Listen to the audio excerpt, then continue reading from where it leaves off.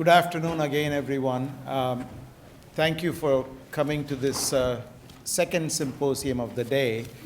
I'll be very brief. I wanted to just give a few brief introductory remarks to this symposium. And this symposium, as you know, comes on the heels of an announcement that CMU made just a couple of days ago, announcing the Simon Initiative in honor of former CMU, the late CMU professor and Nobel laureate, Dr. Herbert Simon, who was a pioneer in bringing computer science, machine learning, artificial intelligence on the one hand, with psychology, learning science, and a new perspective in learning itself on the other hand. We are at a point where there are major disruptions taking place through technology in the evolution of not just higher education, but education that I call is from K through grave, continuous lifelong education. And how this will shake out is anybody's guess at this point. There have been pronouncements made about every revolution that takes place.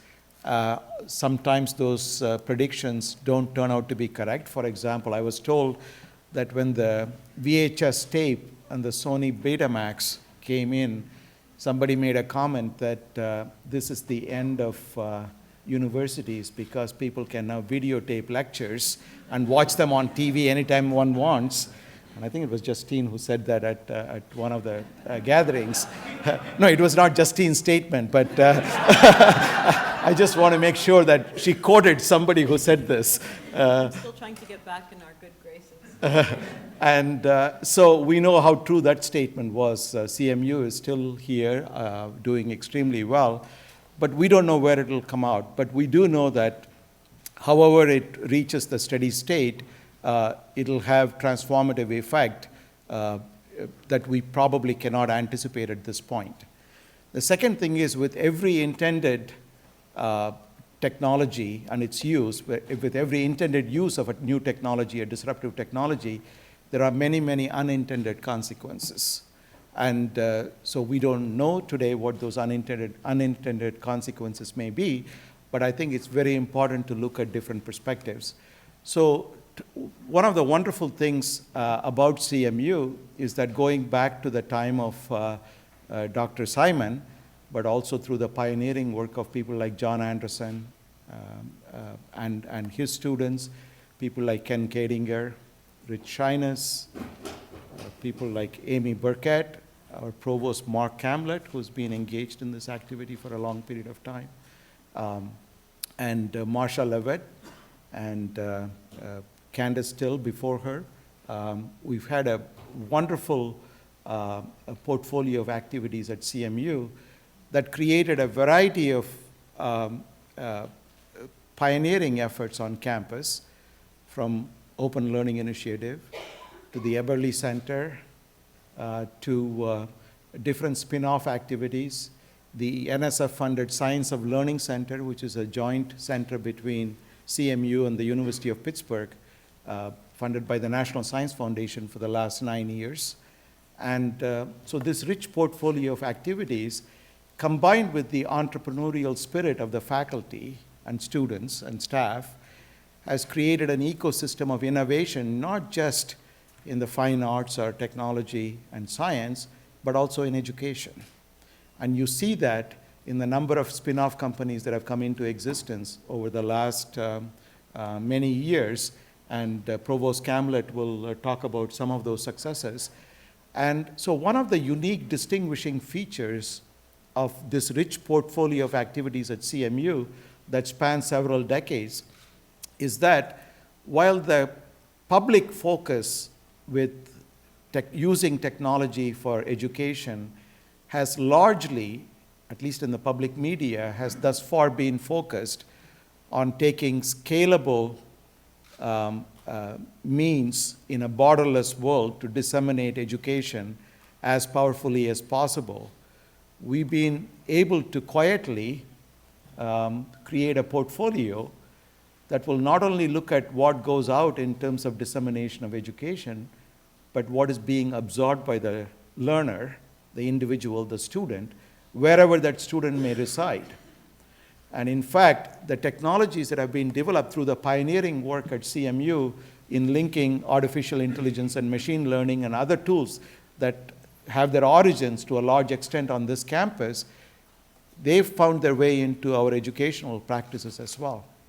By taking all of this, we have the potential to take a leadership role not only in impacting how an individual learns in an adaptive way through technology, but how millions of individuals, both individually and collectively, can learn by bringing in this rich expertise that has been developed. So when we announced this Simon initiative on Monday, we had 3 components in mind. One is the on-campus experience and the innovation of faculty and students, and also how we can benefit our current students who are here on campus, because we firmly believe that while technology can supplement and enhance education, probably technology cannot completely replace face-to-face education, and how to enhance the experience of our students who are here on campus.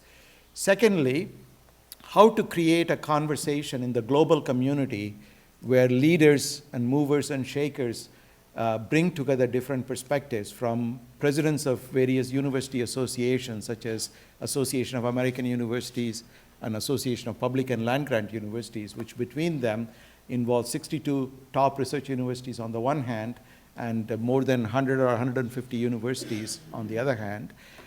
Companies like Google and Microsoft, the Bill and Melinda Gates Foundation, entities such as Kaplan, individuals who have gone from science to education, who have had an impact, people like Dr. Carl Wyman, who was a colleague of mine when I was in Washington. He was at the Office of Science and Technology Policy. Currently, he's a professor of both education and physics at Stanford University. And also people who are leaders in disseminating education to large numbers of people.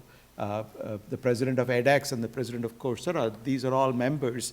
In addition to that, we have colleagues from other parts of the world who are engaged in this. At the previous symposium, just before this one, an hour or so ago, I particularly identified an individual who traveled a very long distance to be here with us for the symposium and for this weekend.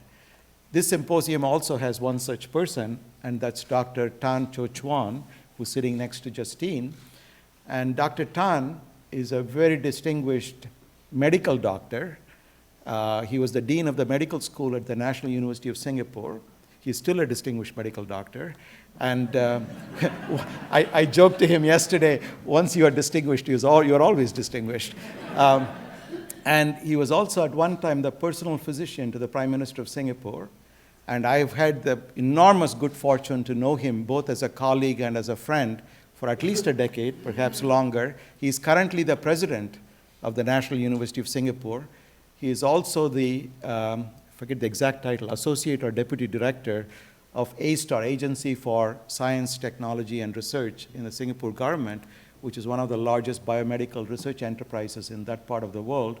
So he has a vast experience in this space, but also it turns out that he's currently the chair of a group called GULF. It's a Global University Leadership Forum of the World Economic Forum, and in which CMU is a member, one of 25 universities. And he's also, we're delighted that he's here both in his role as president of the National University of Singapore, but also in his role as chair of the Gulf Forum. We have distinguished colleagues representing academia and industry, and 2 of our own, Professor Justine Casal and also Provost Mark Camlet.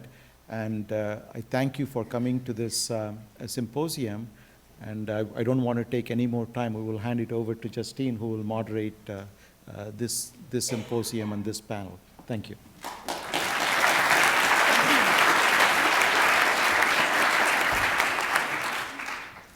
So in honor of, whoops, I'm good at building the technology, not at using it. Here we go. In honor of President Suresh, I want to start this panel with an anecdote about Vannevar Bush, who I know is someone like Subra was an innovator, was an iconoclast, and I think is somebody that President Suresh respects a tremendous amount. At the war crimes trial, not what you expected from an education panel, is it? Of Field Marshal von Keitel, who was the German Army Chief of Staff, at his 1946 Nuremberg trial, this is what he said: "We had everything calculated perfectly, except the speed with which America was able to train its people. Our major miscalculation was in underestimating their quick and complete mastery of film education." Now, that film education was launched by Vannevar Bush in a little-known committee called the Committee on Scientific Aids to Learning. It was launched in 1940 as a part of the war effort, and it was intended to revolutionize education through the film strip.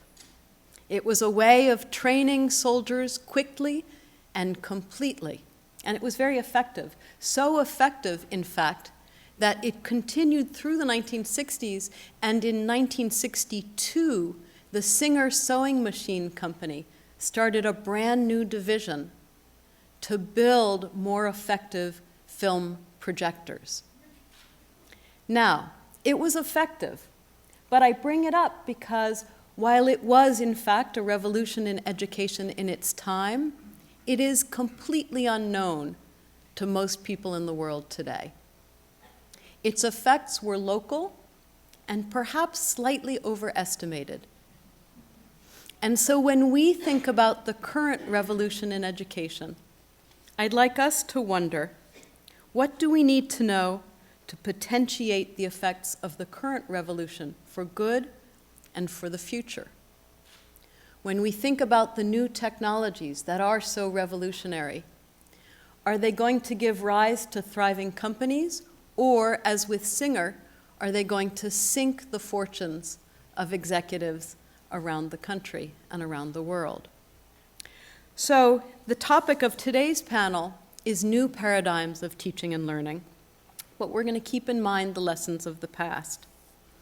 Today, we're going to be discussing the full life cycle of new teaching and learning initiatives. And what I mean by that full life cycle is everything from technologies that help us understand how students learn best, to technologies that allow us to scale up access to learning opportunities for all, and to situate those learning opportunities in the richest sociocultural contexts, so as to allow all people not simply to have access to technology, but access to learning that works for them.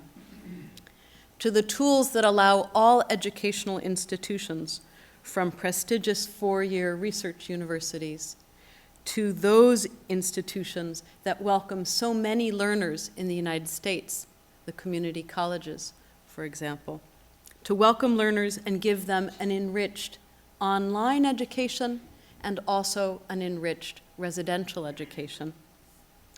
To the startup companies that bring these same technologies and learning opportunities to market where they can make lasting change. Notice that the title of the symposium is New Paradigms of Teaching and Learning.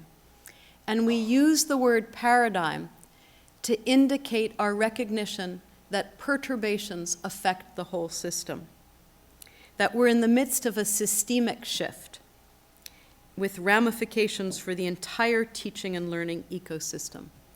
So today I invite you and I invite the panelists to reflect on the ramifications of that shift for the work that they do and for the work that all of us are engaged in. Each of the people sitting at the panel was invited because of the work that he does and has done in the technology-enhanced learning arena. President Tan Chor Chuan has thought deeply about the role of technology-enhanced learning in a global university in some ways no different from Carnegie Mellon, and in some ways very different from Carnegie Mellon. His policies at NUS, at the National University of Singapore, have made it a model for universities around the world. Dan Clancy is Director of Research at Google, in charge of their educational initiatives, including their new open source MOOC.org, which is a collaboration with edX. He has a background in artificial intelligence, and his work with Google Analytics qualifies him eminently to think about adaptive learning opportunities. He's also no stranger to the deep and unexpected ramifications of emerging technologies. In fact, just this morning, we found out that a court battle that he's been waging for 8 years was finally decided in favor of Google. So Dan was in charge of the book scanning project at Google, and only this morning, the US district courts decided in favor of Google, saying that scanning a book was simply making text accessible to search. Rahim Rajan is the program officer at the Gates Foundation, focusing on K-16 technology-enhanced learning. And in this context, he's looked at the effects of new paradigms of teaching and learning on the populations most vulnerable to being left out of many TEL initiatives, and that is the community colleges. In his work, he's already convened an extraordinary group of universities, a network of higher education institutions across the United States, with a particular focus on ensuring inclusion of a diversity of kinds of institutions to look at adaptive personalized learning. And Provost Mark Camlett, who has significant expertise not just in the practice of models and paradigms of teaching and learning, but also in the theory of the economics of these new paradigms of teaching and learning, which is an important problem that we need to address if we're going to think about permanent change. He's tackled the intellectual challenge for Carnegie Mellon and for many other institutions of ensuring that these innovative TEL solutions reach a wider audience. So each of the panelists is going to be asked, has been asked, 2 questions. What strategic shifts do you see in current paradigms for teaching and learning? And what needs to be done to maximize the positive and minimize the negative systemic effects of those shifts? Of course, a couple of the panelists are academics, and I expect them to instead ask the question of what needs to be done to minimize the positive and maximize the negative, just for rhetorical effect. So each is going to speak only for a couple of minutes because we'd like this to be a conversation with the audience. This is a topic that affects all of us. If we are academics and we're worried that we're going to lose our job, if we're parents and we wonder how best to prepare our children or whether our children will be educated the way we were, if we're business people and wonder what training is going to be like, and so forth. So each will speak for a couple of minutes, then there'll be some discussion amongst the panelists, and then we'll open it to you. I will come back to the podium for a couple of minutes and then turn it over to Marcia Lovett, who's going to tell you about the Technology Enhanced Learning Showcase that's right behind this room in the Conan room that you'll be able to walk through on your way out, and you'll be able to play with some of the technologies being developed here. In terms of asking questions of the panelists, please write questions on a slip of paper, on the index cards that some of you received at the beginning, and pass them to either end of the row of seats where they'll be collected and brought up here to the podium. So thank you very much. And let's start with Professor Tan Chor Chuan.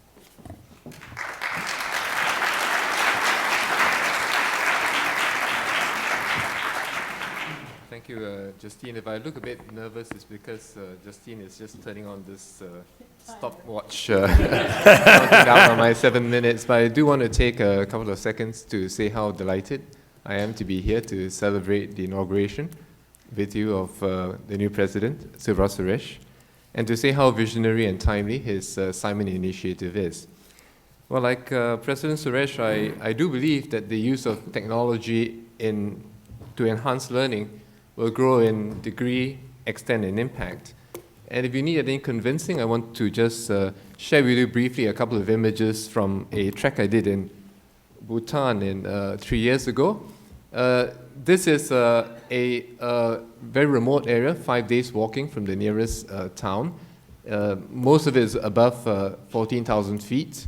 There are just a few horse traders there, and here my wife and I are having lunch at a horse trader's house. And I was quite surprised when we actually saw in the next slide that they had a solar panel charging a capacitor, which was actually charging a mobile phone. And in fact, they were using the mobile phones, which have actually changed the way they work and live. And this is 5 days from the nearest town by walking. So if technology can penetrate into the very far reaches of the world, then certainly the technology that we have must be able to penetrate into the far reaches of education and transform the learning outcome experience for our students. But what do we think will be the major shifts that will happen as technology progressively is extended in learning? I think one important shift will be the things that drive the way technology-enhanced courses are now produced and, if you like, consumed. Today, many of the courses that we see are really based on a push-out model. In other words, universities create materials for their own use, and they push it out online. And this, of course, is good. It makes a lot of materials available to people around the world, but it can also be very bewildering. And from users' point of view, it may be very difficult for you to assemble the particular courses that best fit your needs and your interests. So I think going forward, we will see a progressive shift towards a model which is more driven by the considerations of usage, of the specific goals, and also contextualized to the student populations with which the online materials are trying to engage. So how might this actually play out in practice? I just wanted maybe to outline two examples, maybe on different ends of the spectrum. If you look at developing countries with very young populations, which actually have a huge demand for higher education, in fact, education of all kinds, they often have limited capacity to create high-quality materials.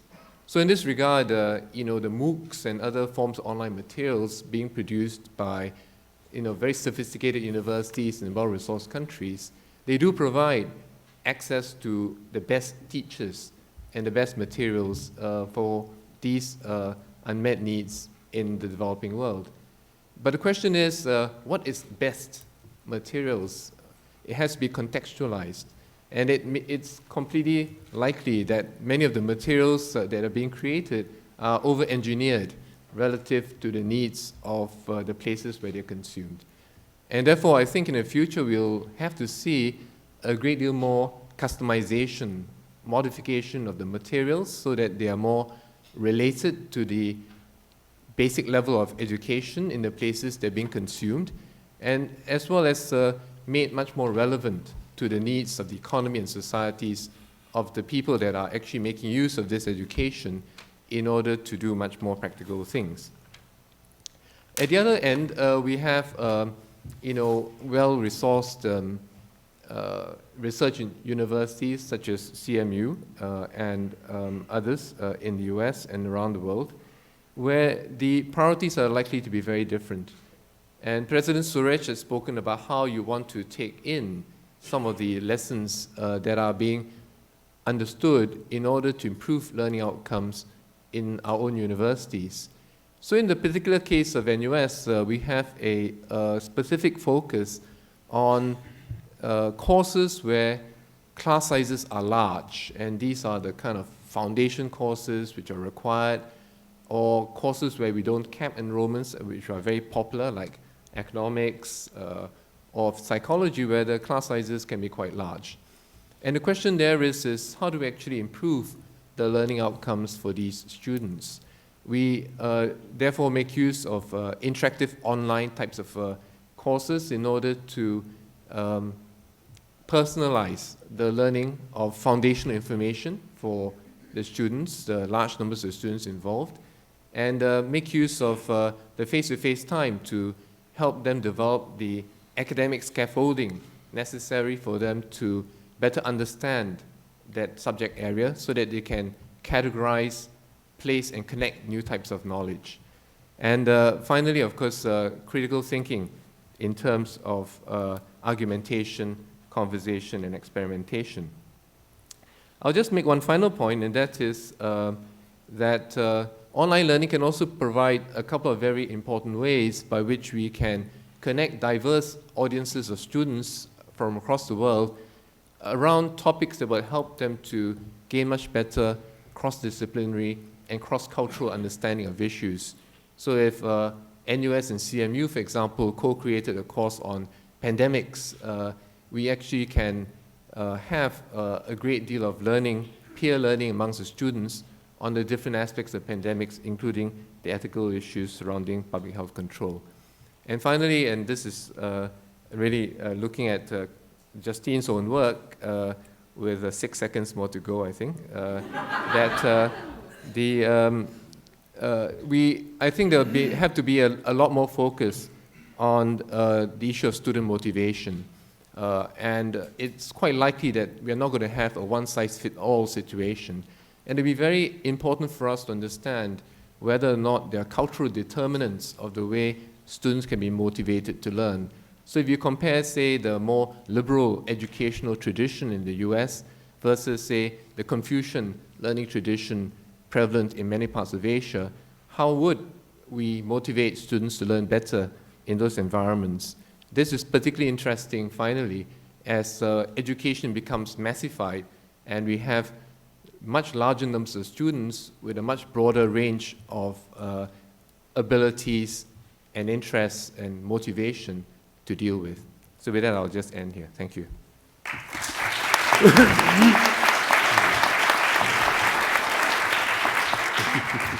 So next, Dan Clancy.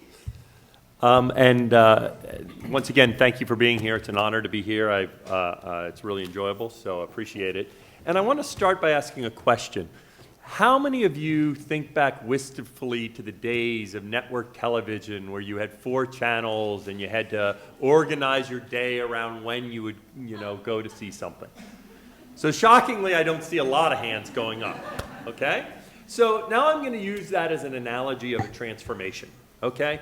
And what we've seen in that space is an example where a transmission medium restricted both the format of content and the availability of content. And we've seen a transformation when the transmission medium changed.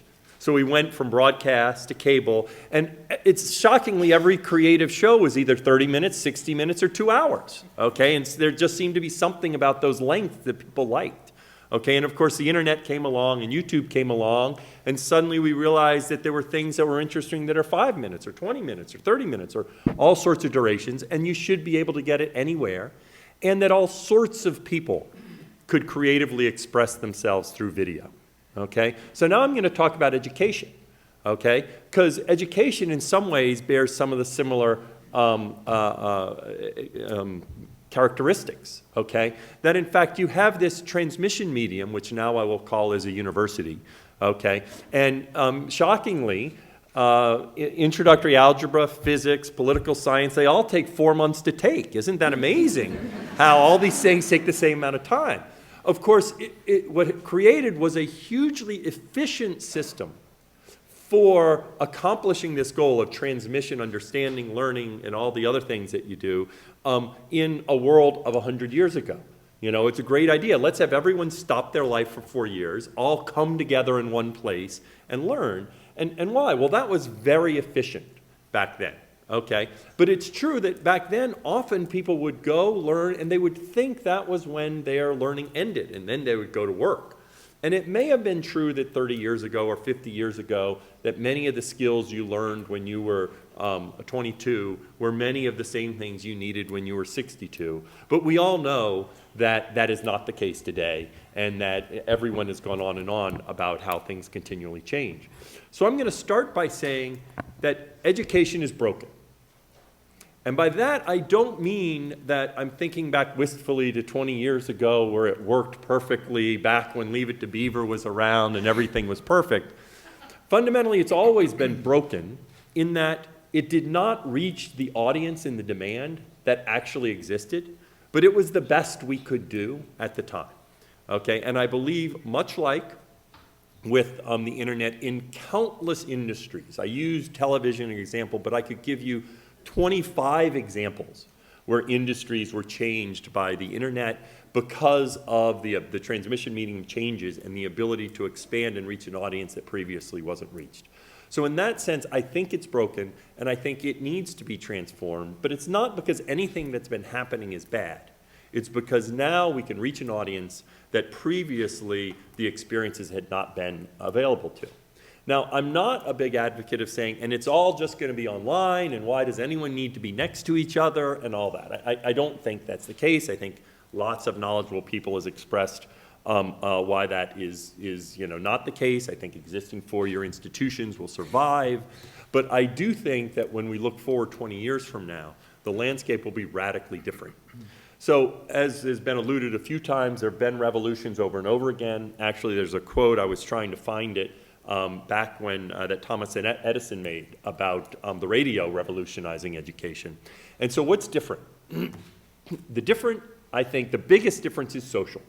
That in the past, all the revolutions have focused on if I could just substitute the teacher, that's it, because they sort of saw learning between the scope of the teacher giving everything they needed to know to the student, and then trying to, a videotape, a radio, all this stuff.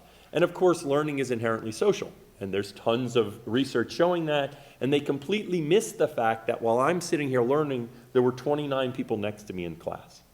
And I've often said that actually I think that what has happened in our current pedagogical approach to teaching, which I'll call the boring lecture model, is that students have compensated for what is an ineffective pedagogical approach to teaching by walking out of the classroom and saying, what the heck was he talking about? I fell asleep. Did you fall asleep? And then they talk, and they actually figure it out, okay? And it's not because the professor was so good, it's because they are so smart. So fundamentally, when I look at what is different, it's about social learning. And I think adaptive learning is a huge part of the future too. But I do think social learning is the key, and that we have moved to a point where we understand how to communicate synchronous and asynchronously through various different technologies. And that I think that is where the current MOOCs are a far cry from what they will be. But I think that's the key of figuring out how to facilitate and interact with that engagement. And I'll say this, I believe that what has happened for years, education has understood different types of pedagogy, but fundamentally it hasn't transformed how education occurs. If I walked into university classrooms across the country, I'm going to hypothesize that 70 to 80% of the lectures I will see would be using the boring lecture model for pedagogy. Okay, and I believe that with the transition to online and MOOCs, the only way it succeeds is through also evolving the pedagogical approach to learning, because the students will no longer be able to compensate.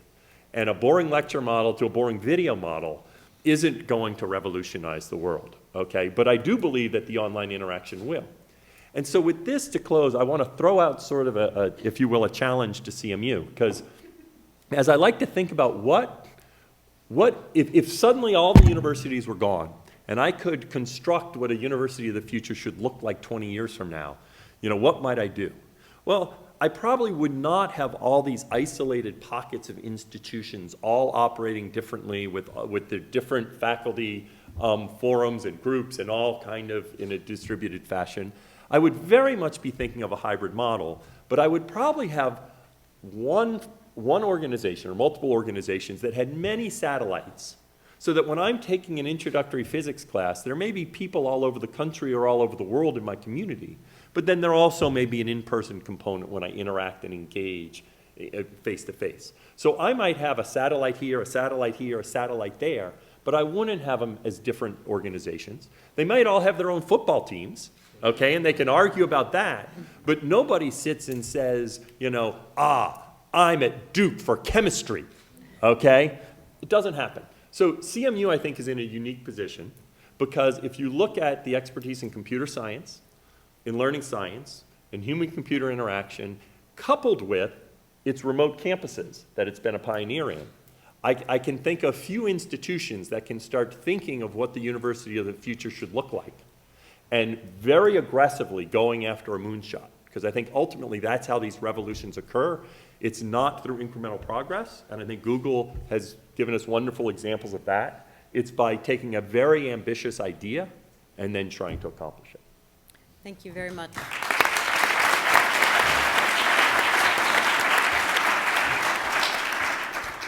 Rahim Rajan. Thank you, Dan. Raising the temperature in the room. First of all, congratulations to all of you on welcoming a wonderful new president to your campus. From the Bill and Melinda Gates Foundation, we're delighted to be here. We've done a number of great projects with faculty and innovators at Carnegie Mellon University, and it's a great privilege to be here on this occasion. So a bit of background about the foundation. Most of our grant making actually is in support of projects that prove the value and our kind of core belief that all lives have equal value. That is the founding mission of the foundation. It guides all of our grant making, and the vast majority of our investments in grant making actually go towards issues of global health, global development, financial services for the poor, etc. So a vast majority of our grant making actually goes abroad. It goes to the developing world. It goes to a lot of research universities around the world that are pioneering new solutions, new drugs, new vaccines, etc. Of the funds that remain in the United States, that we invest in the United States, the vast majority of those are aimed at improving education in the United States.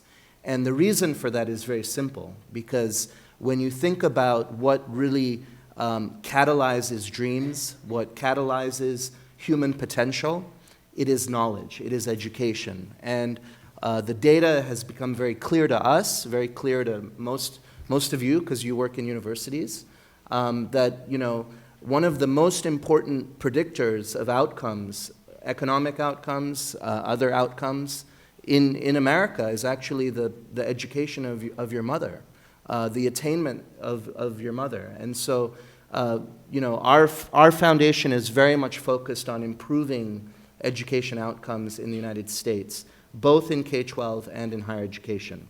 And why? Why is that? So, one of the things that we've focused on is that we have an amazing higher education system. It's the envy of the world.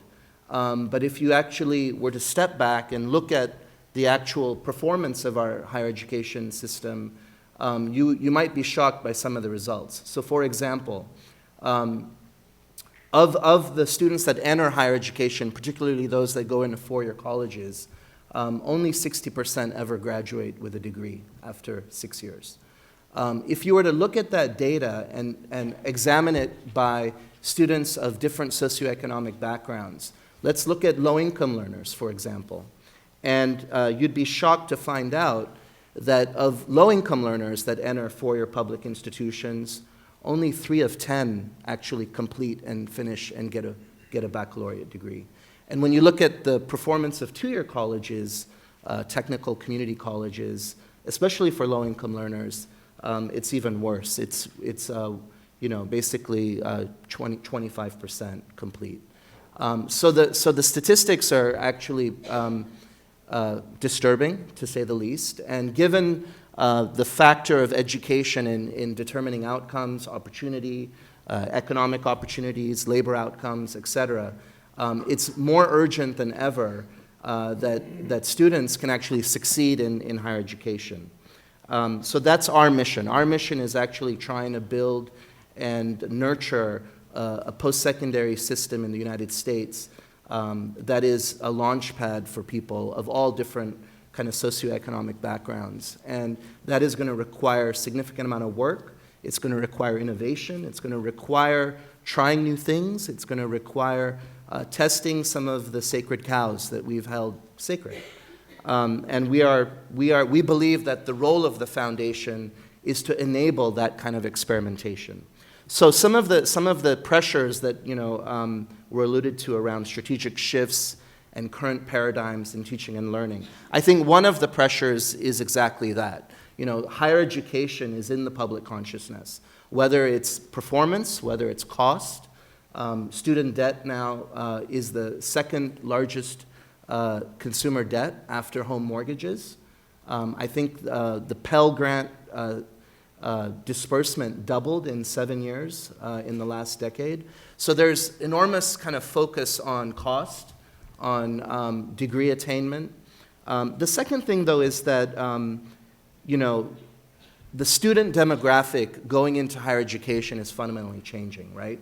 So we know, first of all, education is not a little segment of our lives, as Dan alluded to. It's become a lifelong endeavor. But the students that we are educating today are very different than the students universities were educating 40 years ago or even 25 years ago. They come from different socioeconomic backgrounds. Many of them are working part-time. Many of them have families. Many of them are commuting distances to attend schooling. And many of them are actually in the workplace going back to school to reskill, right? And to learn new trades and acquire new mastery of new competencies. So there's dramatic shifts in the student population that are underway. There was a recent survey that Chegg and McKinsey did of 5,000 recent college graduates, and this survey was conducted earlier this year. And of those graduates, 75% of them complained about the technology infrastructure at their alma mater. 75% of them were dissatisfied. Now, they're the net generation, so maybe they just have really high expectations. But what was really interesting is when they asked those same graduates, would you go back to the same college? Would you major in the same degree? 50% of them said no. So I think we are we have crossed a certain kind of threshold in terms of the perception, the value, the quality, for a number of different reasons. And because of all these different shifts in demographics and cost, et cetera, we're seeing a lot of experimentation. We're encouraging a lot of innovation. And part of that includes technology and thinking about new models of education where technology will play a role. I would say at the outset that we don't believe technology is a panacea. We don't think that, for example, the fully online model is actually the most efficient, the most productive model for many of the learners that we're trying to support. We don't believe that. But there is some evidence that the thoughtful blending of those two mediums could actually be really powerful. And so in our grant making, we're supporting a number of experiments. I'll mention two of them. Earlier this year, we launched a large grant-making project that includes 15 colleges, universities, community colleges, some for-profit universities, to experiment with adaptive learning. And these are in kind of these high enrollment kind of gen ed courses. Some of them are in developmental education courses. And some include actual innovations that were developed at Carnegie Mellon University. So we're going to hopefully learn a lot about the efficacy, the student experience, the faculty experience. What does it take to deliver those kinds of courses? What does it take to learn in those kinds of environments? Another example of innovation that we're supporting is a study that's happening at the University of Maryland system with MOOCs. And essentially they're taking MOOCs that are on the web, but faculty are taking those MOOCs, recombining them, and delivering them on their campuses in their own courses. And so, this notion that I have to go and build my own course and start from scratch, start from the 1 yard line, maybe there are better ways of doing that. Maybe there are resources out there that faculty can recombine, can use, can customize, can modularize for their own purposes, and there might be efficiencies gained out of that. So those are just some of the examples.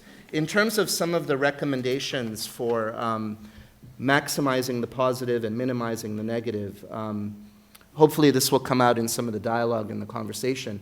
But one of the things I'll just say is that we have a tremendous wealth of scholarly research, scientific experiment in cognitive sciences, in education, in psychology.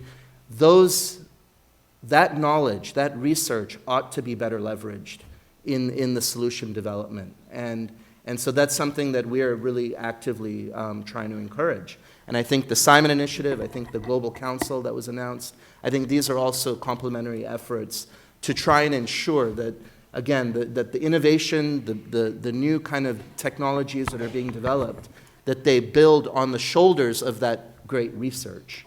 The second thing I would say is that, to really deploy and scale the best of these kinds of solutions, I would agree with Dan that it's going to require a level of collaboration across institutions, across disciplines, across kind of the safe zones that we've traditionally had in higher education, because it really will require data of an enormous amount, and it will require kind of new ways of mining that data, and it dovetails nicely with the previous panel on big data. And there's no reason why we shouldn't encourage and enable international multi-sector projects that try to understand what works for learners in different contexts. Thank you, very much. Rahim.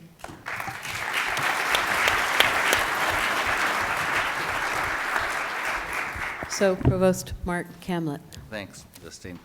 So this is a little daunting. First of all, my cue card here says, please conclude. Thank you, thank you. So we invite you for snacks Thank you for in the listening. anteroom. Plus, coming last, I can say basically I agree. Keep this fairly short. And then lastly, I'm looking out to the audience and I see a number of colleagues who are really experts in this area. I see Ken Kading here. Ken, if I do something really dumb, just kind of let me know. So, technology-enhanced learning, I think, is just one of the multiple disruptive forces that higher education is going through.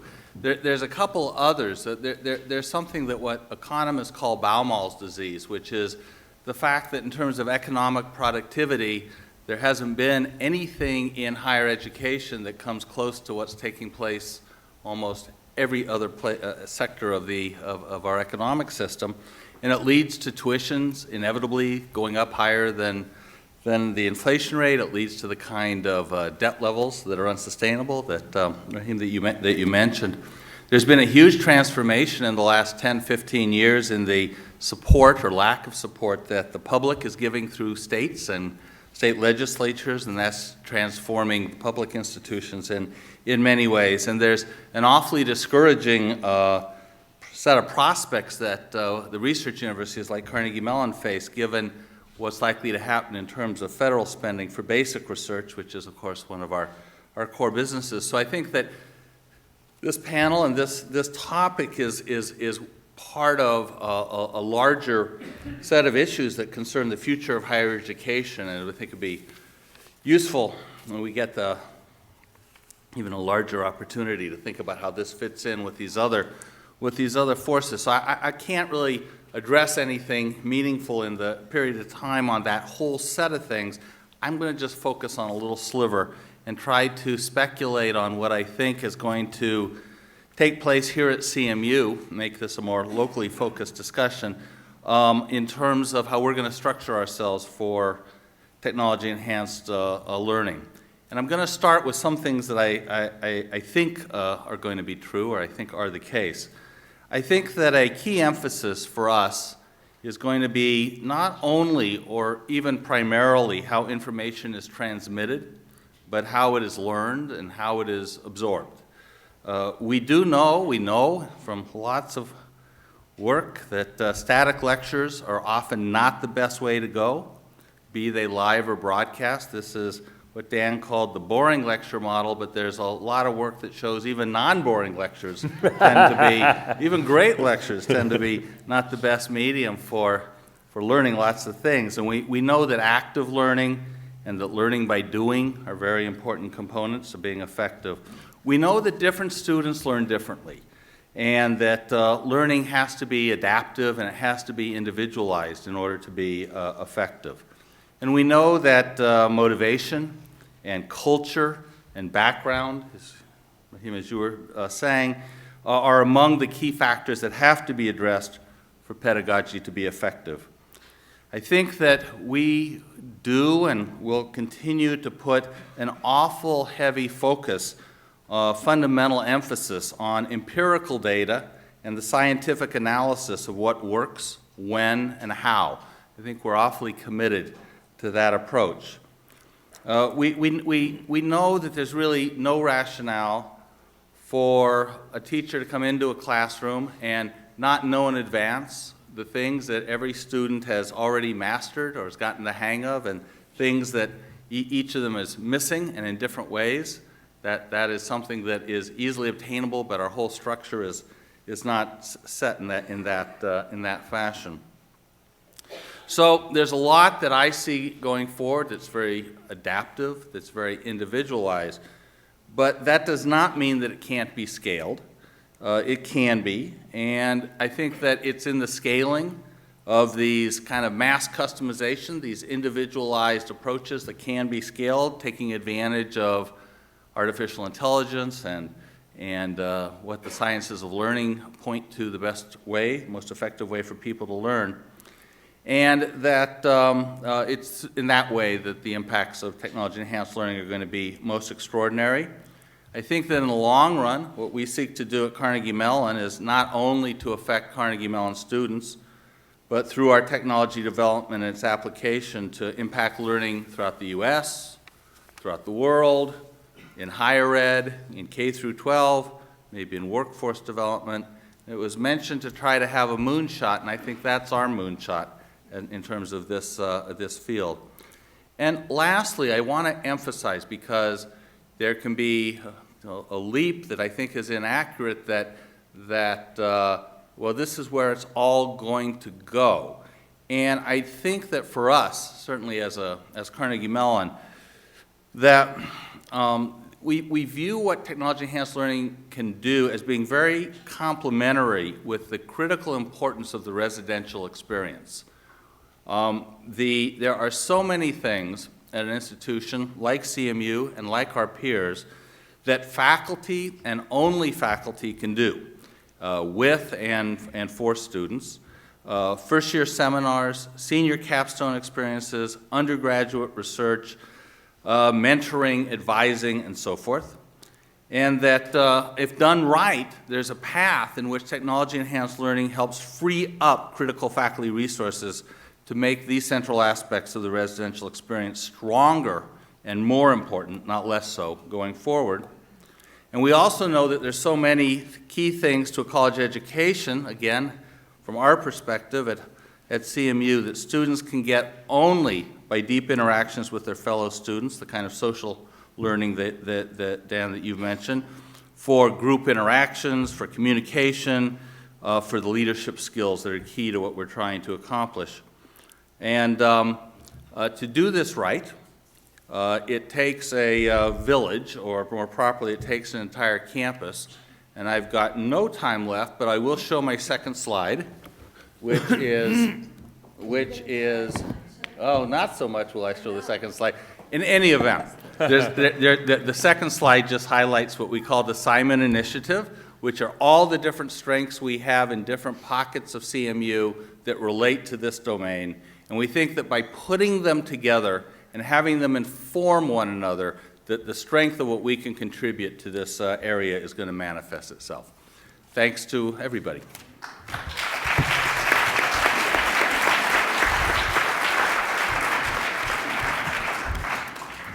Thank you very much. No luck for that second slide. That's okay. But it showed the perfect solution to this whole problem. This is how provosts work things.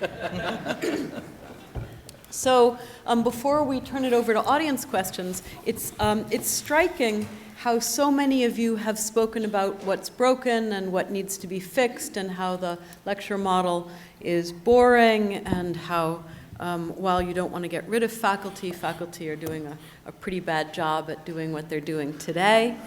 I don't feel targeted in any way, but I do kind of wonder what's going to allow experimentation without fear on college campuses today? What constraints do we need to relax? What do we need to put in place to allow the university to evolve rather than be replaced? And maybe I'll start with you, Presenter.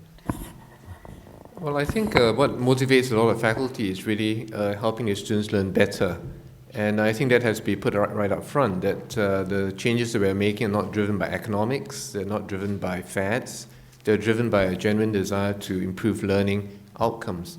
And at least in universities that I've been familiar with, that has been a very powerful motivator. Of course, there have to be additional measures to deconstrain some of the limitations. For example, it takes a lot of time to create online materials. Some of the switches to flipped classrooms actually require a lot more people, because if you think about it, what can be more efficient than a lecture when you speak once, 1 hour to 500 people, and that's done. Now you have to follow up with a lot more online interaction. So we need to address all these practical issues in order to lower the barriers for faculty to participate. But I think if we put the learning outcomes at the center of the effort, my own sense is that many faculty will respond accordingly. So you talked about how do we do experimentation, which I think is important. And I think, so I'll use Google as an analogy. And of course, one of the challenges that Google has with experimentation, which of course we do tests all the time, is of course you don't want to give someone a bad experience. You don't want to, you don't want to experiment on your students. And well, that one just happened to be in that group that we went this way and gave them a terrible education. Oh, well, tough for them. You're limited in that. And I will say this, what I've always focused on is, I believe actually the 4-year experience that exists today actually works pretty darn well. Okay, and certainly there are ways to make it better, but instead I focus on those people who aren't on your campus today. And the interesting thing there is, the question is, what are you comparing against, and what is your standard? And in fact, when the focus is on making an improvement in the 4-year experience you have today, your headroom is rather small there, and so your space in your experiment to see change is you're getting a small amount of signal. Whereas when you think of those people who aren't on your campus today, who you are not serving, now actually often the gap that you have for the data to show a significant change, you have much more headroom. And part of that risk is if I have a new product where currently they are saying, is this better than this, that is nothing, okay? Now I can actually vary the experience, I can do lots of experimentation, because for all of them, I actually am improving upon what their alternative would have been. So I think what I find interesting about the MOOC space is it sort of takes this extreme point on a multidimensional scale and stretches your imagination and potentially allows experimentation that is probably more difficult to do in a CMU setting, just because you already have a darn high standard that is there. I want to actually, before I turn this over to the next panelist, I want to push back a tiny little bit, and I'm helped in that by a question from the audience. I am a student, a first semester freshman to be exact, and I think the educational revolution you're speaking of sounds great, but 20 years from now, I can't be at school anymore. So how can I make this change happen not in 2 decades, but in 2 weeks? I don't want a broken education. Yeah. Yeah, So go I'll for share. that. I'll share. No, I was Kinda at brings it a home, doesn't conference. it? I was at a conference a couple of weeks ago, and I met a professor who actually had taught in a MOOC. And what was interesting was her kind of cathartic kind of realization that this was actually a life-changing experience. That, for better or for worse, the motivations of the learners in that experience were completely different. But what was transformative for her was the kind of feedback she received from hundreds, maybe thousands of learners about her way of teaching and her discipline. And frankly, one of the things that she said was that, why aren't colleges and universities creating MOOCs for alumni? Like, why aren't, when you graduate, You know, you kind of get your degree and you go out into the workforce, and 5 years later, if someone came and asked you, do you know what happened in your discipline in the last 5 years? Maybe. Maybe you read the alumni magazine. Maybe you're working in that profession, so it's still relevant. You're still up to date with the literature. But a vast majority of us left college. Maybe we went to graduate school. Maybe we shifted disciplines. We've kind of lost touch with that original passion that we had as an undergraduate.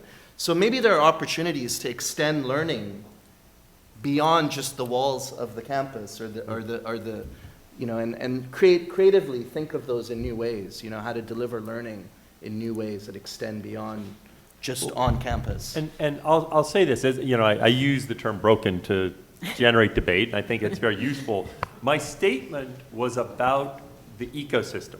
Mm-hmm. And so, in fact, the reason I think it's broken is not for that freshman that is here right now. It's that because she is in the top 1 percentile in terms of the educational experience that's made available to her across the globe. And certainly I think everything can get better. But I'm going to posit that actually if you compare, I wish I could think of a statistic like Andrew Moore's statistic about, for those that were in the big data, about the asteroid and the average number of people that are killed by asteroids every year. Because if I could find something that looked at the average over everyone that is the same age as this particular person and the degree to which we are making this experience available, this person would realize that the mean is actually quite bad. The good news is, for her and for many people at this campus, and at other campuses, I went to Duke undergrad and other, that actually we're getting a darn good experience, I think. That's great. Mark? Yeah, well, I think Dan's answer is a very good one and gets us off the hook. but with regard to this issue of experimentation and the transition of the role of faculty, I think it's a good question. I would say that with regard to experimentation, obviously being afraid to fail is not the thing one wishes to install. But what I would say is for us to take experimentation seriously. Yeah. Because you can do really, you know, how to go. Seem to go pretty well, I don't know. You know, that to actually take seriously if something is making a real improvement relative to some other way of going about it and trying to understand for which kinds of students and so forth, that there's really a lot of sophistication, if you will, in how to do such an experiment. And I think that gets back to the quote that Herb Simon had on the slide that I had, which is that the transformation will be when we change things from an individual sport to a collective sport in terms of trying to teach. And I think that pertains to experimentation perfectly. Not that we want to discourage it, just the opposite, but we want to take it as seriously as we can. Can I throw out an idea for an experiment? Go for it. What if CMU were to reach out to community colleges across the country and do a MOOC in collaboration with a professor from here on, be it introductory computer programming or whatever, okay? Have them all operate in a community that extends the boundaries, yep. Right? And thinking of things like that, I think you can, because there's an example of someone who's not getting the experience of this person who's sitting, you know, here. Well, I don't, you know, I think our ambition is consistent with that, and to extend it a little bit, one of CMU's biggest spin-outs, commercial spin-outs to date, or technology commercialization, is Carnegie Learning.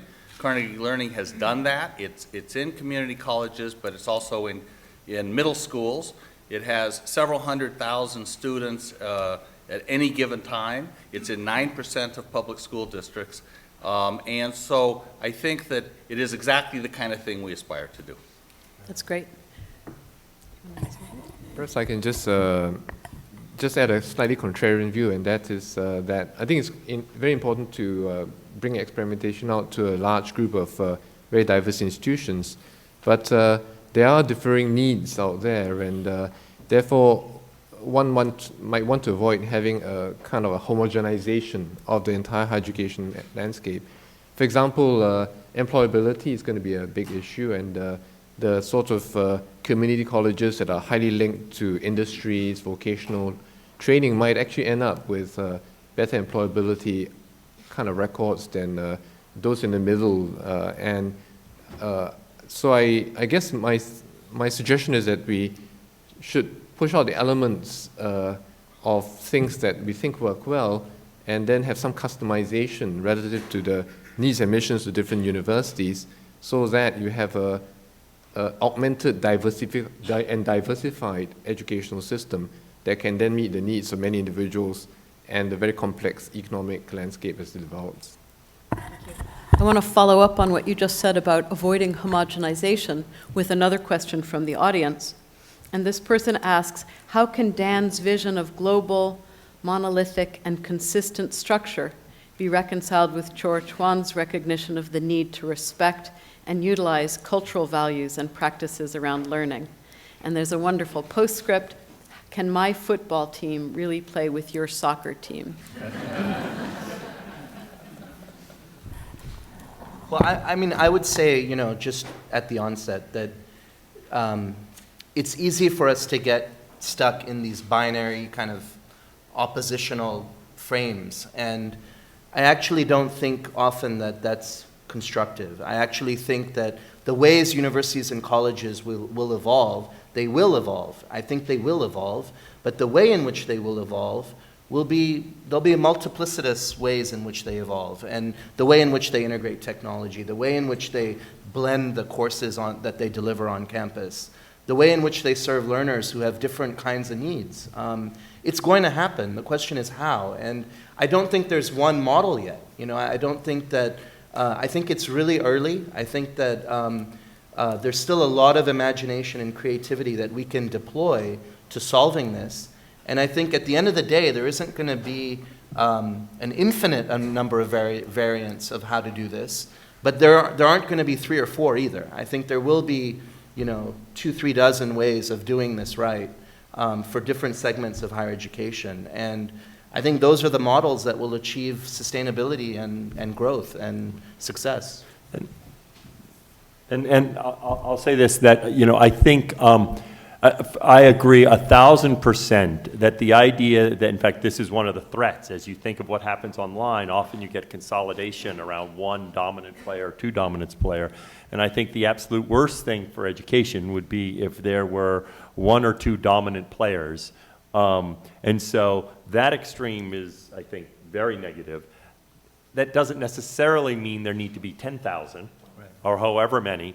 And in fact, I guess my observation, in fact, it actually comes out in the question, is that the thing that defines all the different things, right now it is predominantly geography, right? And that that is the thing that groups, that is a huge parameter in this. And it's probably the case that there are many other parameters, and that it's some number between 10,000 and 1.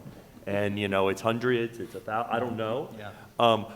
And it's something where geography isn't the dominating differentiating parameter in the separation. Mm-hmm. Other comments on this? So one last question, which is kind of a big question. We seem to be assuming so far that education is higher education. But by the time students arrive in the university, really so much of their idea of what education is and so much of how they learn and what they believe can be learned is fixed in place. And what you seem to be suggesting, all of you, I'm not sure it applies to K-12, or am I wrong about that? Yeah, I mean, it's, I'm not good.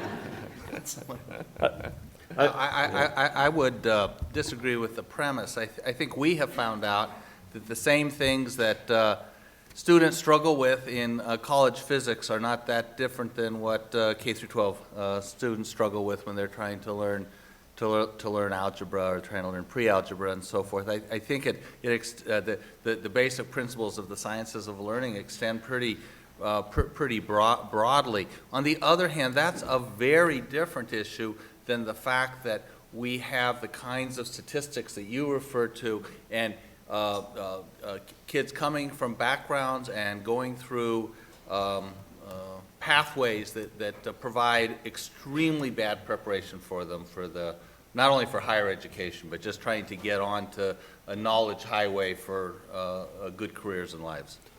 I guess I'd say that, did you want to? No, go ahead. I would say that obviously technology can enhance K through 8, but I will say I agree with your statement, because I do think some of the points we've been talking about, I think you can probably show some curve, and if you look at MOOCs today, they're mostly people over 25, self-motivated, all sorts of other things where they can deal with the distance. I personally think as you go down to kindergarten, the idea they're going to learn, online would be the stupidest thing anyone could ever think of, and that they need to be together. And, a lot of people don't move across the country to go to kindergarten.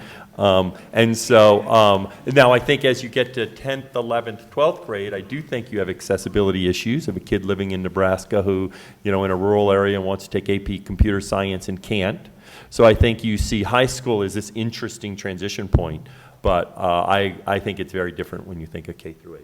Yeah, and I think I do agree. If you look at the way it's been driven right now, it's very, very much by universities.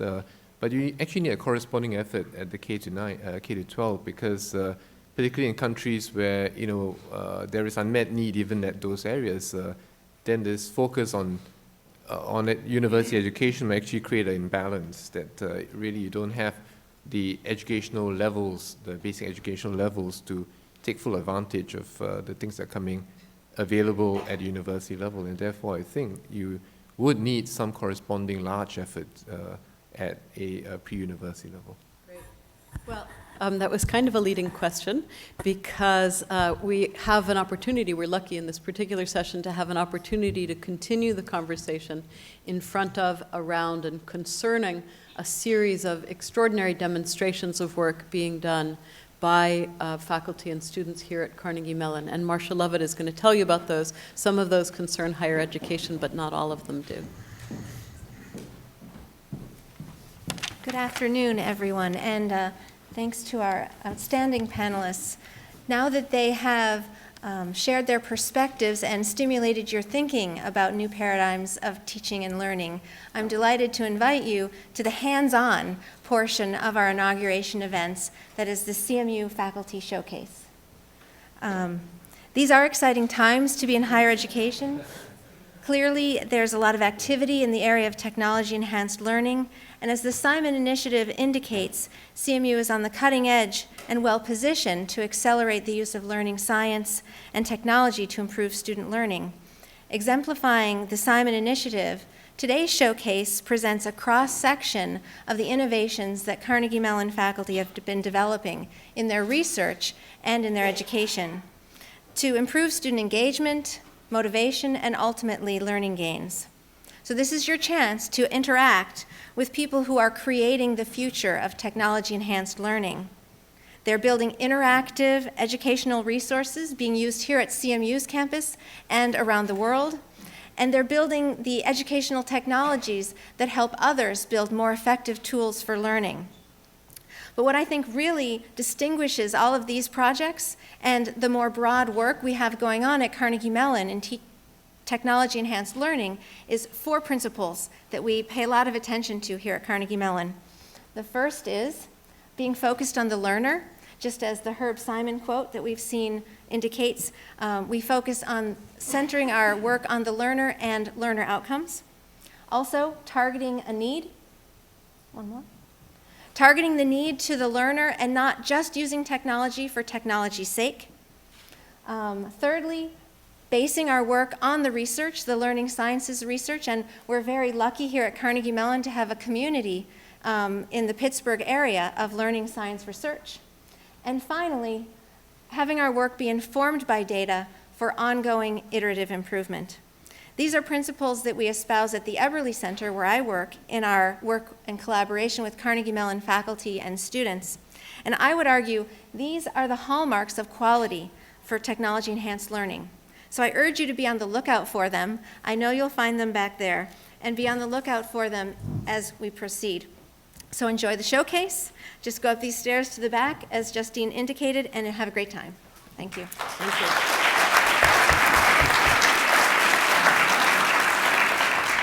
I want to thank our panelists who have thought deeply and provocatively and have been not scared about challenging one another and challenging the dominant paradigms and the paradigms to come.